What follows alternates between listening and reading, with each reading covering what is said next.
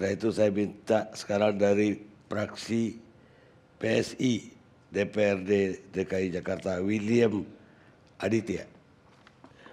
Terima kasih kepada Pak Karni karena sudah memberikan kepada saya waktu untuk memberikan sedikit catatan terhadap rem darurat yang dilakukan oleh Pak Gubernur. Pertama-tama saya ingin mengatakan bahwa bagi PSI, keselamatan dan kesehatan warga adalah yang paling penting. Itu tidak bisa ditawar lagi. Itu adalah harga mati. Artinya kita tidak bisa menawar hidup matinya seseorang. Itu kesehatan nomor satu, itu benar sekali. Akan tetapi kami melihat bahwa Pak Gubernur Anies Baswedan tidak secara serius melakukan penegakan protokol kesehatan pada PSBB transisi. Mengapa saya katakan demikian? Pak Anies pernah mengatakan bahwa PSBB transisi adalah momentum paling krusial yang menentukan apakah kita bisa menang terhadap COVID-19 atau tidak. Apakah kita lanjut PSBB atau kita bisa menang melawan COVID-19. Saya katakan tidak serius karena pada awal bulan Agustus kasus harian itu sudah mencapai 500 orang per hari. Ini harusnya menjadi lampu kuning. Jadi kalau berkendara, kalau kita lihat lampu kuning, pasti kita harusnya berhati-hati dan ngerem. Tapi yang kami lihat di masa PSBB transisi ini, yang terjadi adalah gas. Saya katakan gas karena banyak sekali kebijakan-kebijakan yang sifatnya kontraproduktif terhadap perlawanan kita terhadap COVID-19. Misalnya gas pertama kali diinjak ketika Pak Anies memperlakukan kembali kebijakan ganjil genap. Pada awal bulan Agustus untuk mobil, pertengahan bulan Agustus untuk sepeda motor. Di mana dengan logika yang sangat sederhana, kita bisa berpikir bahwa kalau misalnya mobil dan motor pribadi dibatasi, maka akan terjadi penumpukan di transportasi umum. Ini logika yang sangat sederhana. Lalu saya sangat kebingungan ketika Pak Gubernur mengatakan bahwa tingkat penyebaran COVID di transportasi umum itu rendah. Nah ini yang sangat membuat kita bingung sekali. Karena secara data dan statistik diperlihatkan bahwa penyebaran COVID-19 di transportasi umum itu tidak kalah tingginya dengan klaster-klaster yang lain. Itu kebijakan yang kontraproduktif yang pertama. Yang kedua adalah ketika Pak Gubernur misalnya waktu itu mengadakan kembali CFD. Menurut saya dan teman-teman fraksi PSI melihat bahwa CFD ini sangat berbahaya karena akan mengundang kerumunan yang begitu banyak. Walaupun dipecah menjadi 32 titik, tetap saja banyak sekali kerumunan dan tujuan dari olahraga kan untuk menjadi sehat. Tetapi karena ini dalam COVID-19, kalau kita CFD-an malah akan terjadi pemaparan COVID-19. Jadi ini adalah kebijakan kontraproduktif yang kedua. Lalu yang ketiga adalah ketika terjadi banyak sekali demonstrasi. Kita ingat sekali ada beberapa demonstrasi yang terjadi di bulan-bulan Agustus. Ada beberapa demonstrasi yang sangat ramai dan tidak dilarang atau tidak dibuat menjaga jarak dan lain sebagainya. Tidak ada protokol kesehatan ketika demonstrasi terjadi. Lalu ada rencana untuk pembukaan bioskop dan lain sebagainya. Jadi saya mengatakan tidak serius karena banyak sekali kebijakan kontraproduktif yang datangnya dari Pemprov DKI Jakarta. Ini yang sangat-sangat disayangkan. Seharusnya dengan ada peningkatan kasus awal bulan Agustus itu sebanyak 500 dan Pak Anies tadi sudah mengatakan bahwa kalau kita lihat statistiknya angka kematian kan mulai meninggi bulan Agustus, seharusnya rem darurat itu ditarik di situ. Jadi sekarang rem darurat sudah ditarik. Lalu apa yang harus dilakukan ke depannya? Yang pertama yang ingin saya katakan adalah kita harus meningkatkan kembali contact tracing. Walaupun kita sudah di atas WHO, contact tracingnya, standar WHO kita sudah di atasnya, tetapi menurut saya harus ditingkatkan kembali contact tracing. Kenapa? Karena kita melihat bahwa sekarang penambahan kasusnya sudah 1.000 per hari. Artinya contact tracing tidak efektif berjalan.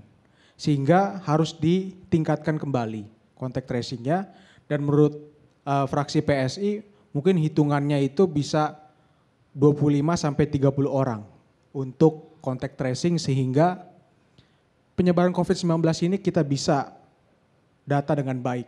Sekarang kan hanya 6 per kasus. Kalau kita naikkan jadi 30 orang per kasus, ini suatu kebijakan yang lebih baik lagi. Yang kedua yang ingin saya sampaikan adalah kita semua harus ingat bahwa negara Indonesia ini bentuknya adalah negara kesatuan. Pasal 1 ayat 1 Undang-Undang Dasar 1945. Negara Indonesia adalah negara kesatuan yang berbentuk republik. Berbeda dengan negara yang berbentuknya federal. Dalam negara kesatuan, sumber kekuasaan asali itu berada di tangan pemerintah pusat. Berbeda dengan negara federal yang kekuasaan asalinya berasal dari negara bagian. Sehingga kekompakan itu harus ada dalam penyelenggaraan pemerintah. Sehingga yang menjadi tertinggi di sini adalah presiden pastinya. Karena kita memilih bentuk negara kesatuan. Oleh karena itu koordinasi sudah menjadi suatu hal yang sangat penting dilakukan. Dan saya melihat bahwa apa yang dilakukan Pak Anies Baswedan dengan menarik rem darurat itu dilakukan tanpa koordinasi yang serius. Kenapa saya katakan demikian? Saya menilai dari apa yang dikatakan Pak Gubernur Jawa Barat, Pak Ridwan Kamil. Mengatakan bahwa preskon yang pertama hari Rabu, lalu koordinasi baru dilaksanakan sesudahnya. Hari Kamis, Jumat, Sabtu, Minggu secara intens. Dan rasanya tidak mungkin kalau koordinasi itu terjadi, masa preskonnya dilakukan 2 kali. Preskon pertama hari Rabu, beberapa hari kemudian hari Minggu preskon lagi. Dan kebijakannya berubah. Artinya kan tidak ada koordinasi ketika melakukan preskon yang pertama. Sehingga saya bisa katakan bahwa preskon yang pertama ketika menarik rem darurat itu tanpa dilakukan koordinasi yang cukup kepada instansi-instansi yang lain. Kita harus melihat bahwa DKI Jakarta ini adalah ibu kota negara kita. Kota metropolitan yang mobilitas sosialnya sangat-sangat tinggi. Sehingga kalau kita mengilustrasikan, karena ini rem, saya ilustrasikan dengan mobilnya Jakarta ini ada yang paling depan.